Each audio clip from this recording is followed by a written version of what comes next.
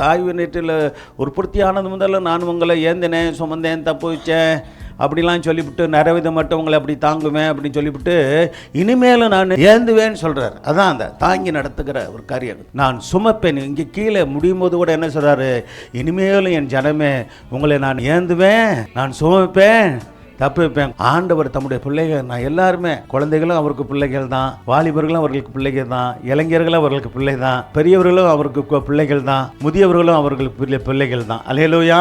ஆண்டவருக்கு யாருமே பேர பிள்ளைகள் இல்லை, எல்லாமே பிள்ளைகள் தான். அல்லேலூயா. நமக்கு தான் பிள்ளைகள் இருப்பாங்க, பேர பிள்ளைகள் இருப்பாங்க. வேதத்தில் எந்த இடத்துலையும் பார்த்தீங்கன்னா தேவன் தன்னை தாத்தாவாக சொல்லியிருக்கிறதே இல்லை. அல்லேலூயா. சொல்லியிருக்காரா? சொன்னதை நீங்கள் வாசிக்க முடியாது. என் ஜனமே, என்னுடைய பிள்ளைகளே, என் பிள்ளைகள், உங்களுடைய பிள்ளைகள் என் பிள்ளைகள் அப்படிலாம் சொல்லியிருக்காரு. நீங்கள் என் பிள்ளைகள், உங்கள் பிள்ளைகள் என் பிள்ளைகள் எல்லாம் சொல்லியிருக்கிறார். ஸோ எப்படிப்பட்ட ஆண்டவர் பற்றிக்கலாம்.